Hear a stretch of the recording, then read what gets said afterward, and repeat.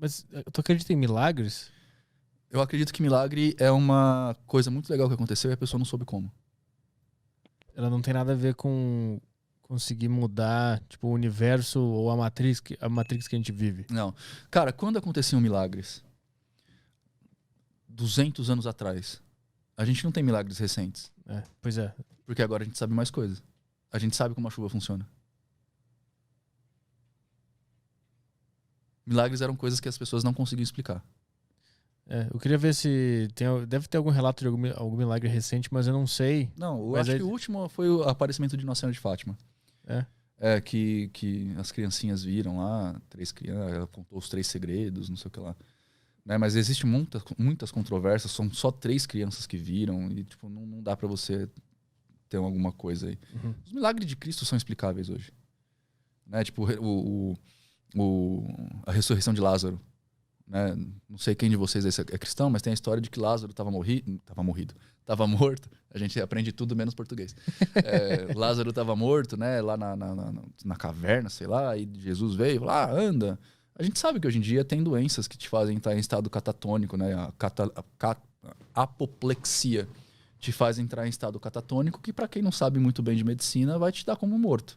Uhum. Na Inglaterra medieval, por exemplo, os caixões eram feitos com sino. Porque as pessoas eram enterradas vivas. E aí você é salvo pelo gongo. Essa é a origem? Essa é a origem da palavra, da Maravilhoso, vivendo e aprendendo. Você era enterrado com um caixãozinho que tinha uma abertura, né, uma chaminézinha, e na ponta da chaminé tinha lá uma cordinha com um sininho. Que você tinha para respirar e para puxar o gongo. Porque era normal, as pessoas não conseguiam identificar isso. Tinha muita gente que era enterrada viva. Tinha apoplexia, era enterrada viva e depois... As pessoas iam exumar o cadáver e tava o osso lá todo torto, né? Porque a pessoa se mexeu lá dentro. Caralho. Então, era isso. O Jesus teve a sorte de estar lá naquela hora, né? E ele acordou.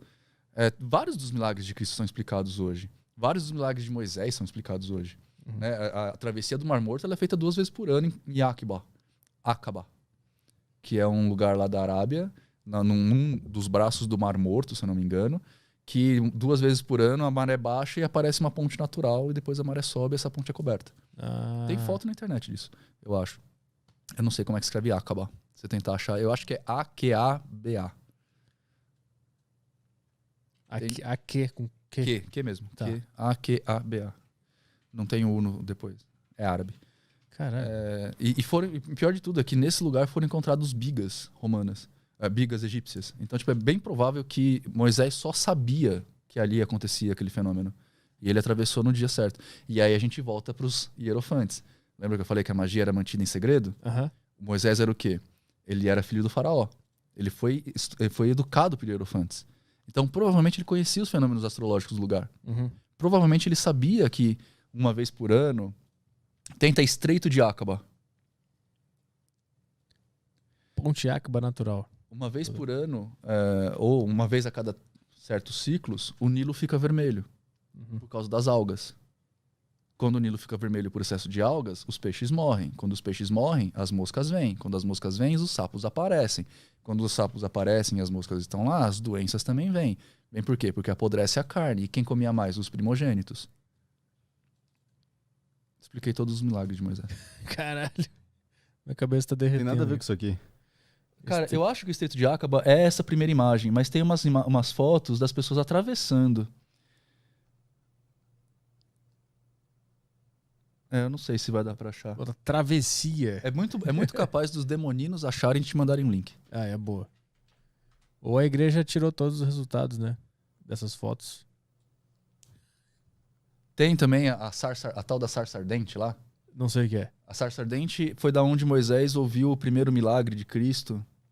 O primeiro milagre de Deus, lá das mensagens de Deus. Ele fugiu do Egito, aí ele foi para um lugar lá no Monte Sinai e ele viu uma sarça ardente, que é tipo uma moita pegando fogo. E essa moita não se consumia, ela ficava o tempo inteiro pegando fogo. A gente descobriu que provavelmente o lugar que ele foi lá nesse monte aí é um monte de área vulcânica. Não tem vulcões, mas tem muitos geysers, né? Tipo, vapor quente saindo do chão. Uhum. E tem alguns tipos de árvore lá, que eu não lembro agora exatamente qual que é, mas essas árvores elas queimam até virar carvão antes de se consumir. Provavelmente ele viu um negócio desse, viajou por 40 dias, então ele estava com quando você tem baixa hipoglicemia. Hipoglicemia é uma das coisas que dá alucinação.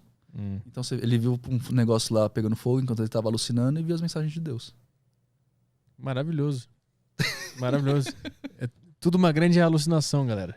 A gente tá vivendo. Mas, de novo, não quer dizer, isso não tira a importância do negócio, da religião, por exemplo. Né?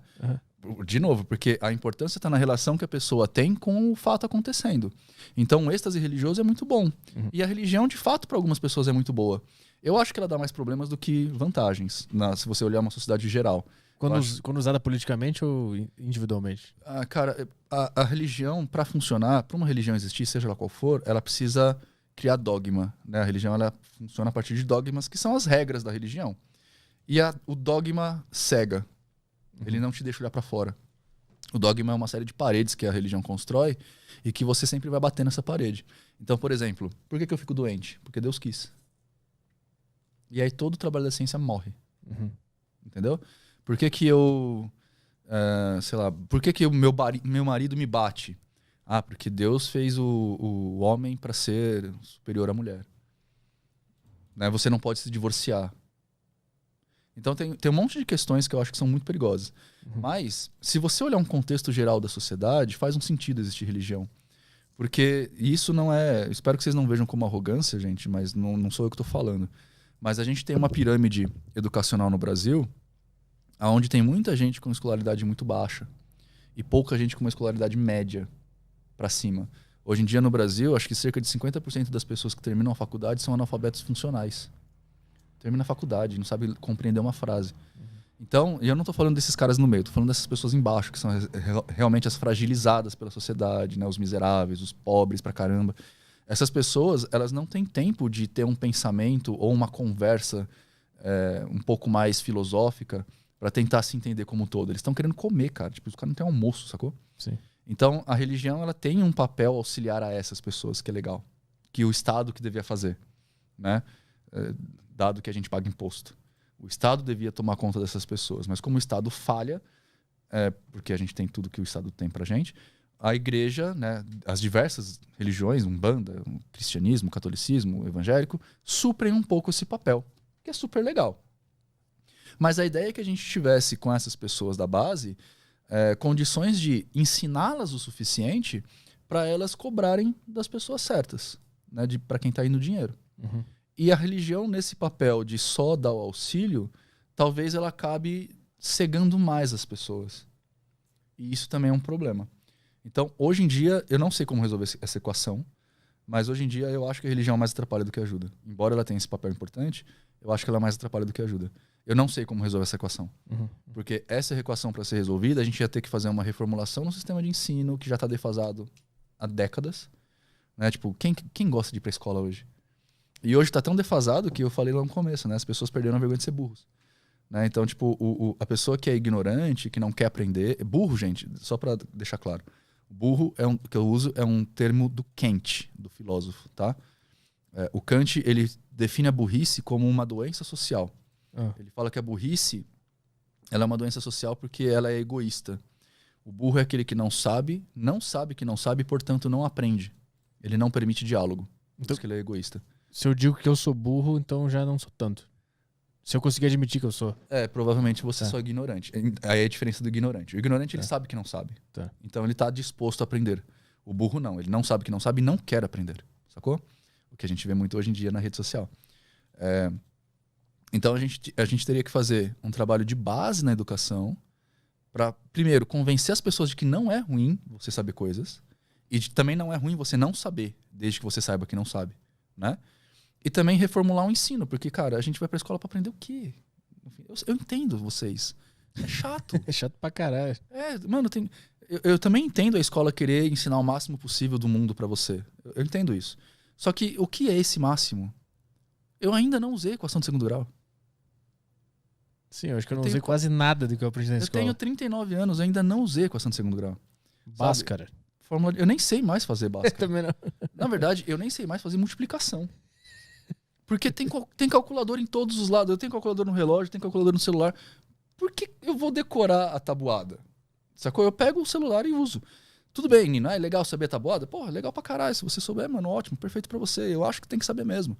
Só que a minha questão aqui é mais de base. Tipo, o que tem que ser ensinado na escola? Por que eu saio da escola sem saber calcular imposto de renda?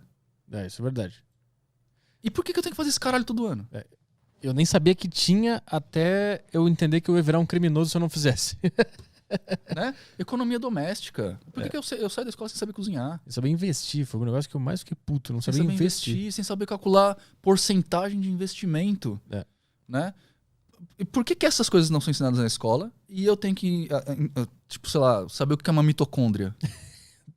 Tu acha que é uma preguiça ou tem uma conspiração? Não, eu acho que não é uma conspiração, mas tem um interesse do governo de manter a galera na ignorância, porque isso dá voto.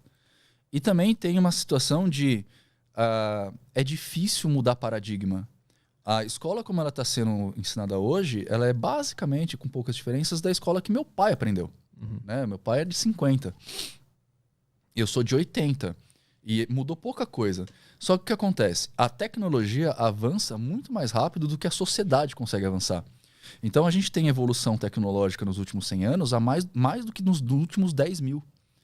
E as pessoas não estão, porque o sistema é burocrático e tem que ser por causa do tanto de gente, então a burocracia não acompanha isso. As escolas hoje em dia, cara, por que você vai na escola se você procura no Google? E por que ninguém me responde essa pergunta? Joga no Google. Entende? Tipo, eu acho que a grande pergunta que as pessoas tinham que fazer hoje é como é que eu posso, usando a ferramenta que eu tenho, que agora é o Google, como é que eu posso, usando essa ferramenta, promover uma educação? Promover o interesse de um aluno? Eu sei que é difícil, amigos educadores. Eu sou formado em artes plásticas com licenciatura de artes.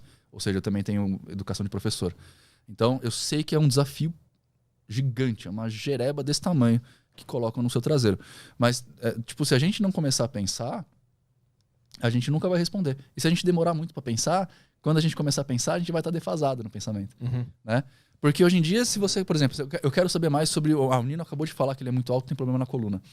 Será que isso é verdade? Procura no Google. Você vai ter informação errada e certa. E vai ter várias versões, várias pesquisas. Então, por que a escola não começa ensinando a pessoa a pesquisar? Porque tem uma metodologia de pesquisa que você vai aprender na universidade, né, quando você vai fazer seu TCC. Só que isso tinha que ser aprendido no começo, porque as informações estão aí agora pra gente pesquisar. Você não precisa mais de uma livraria, uma biblioteca. Sim. Né? Então, como eu saber que a fonte é confiável? Vou procurar o problema do Nino na coluna pra saber se é verdade. Vou procurar onde? O certo é você procurar em periódicos científicos. Então, vai procurar no PubMed, né, de medicina. Agora, se você procurar no Google, você vai achar que, sei lá, foi implantado um chip na coluna. Sei lá, os caras não dão.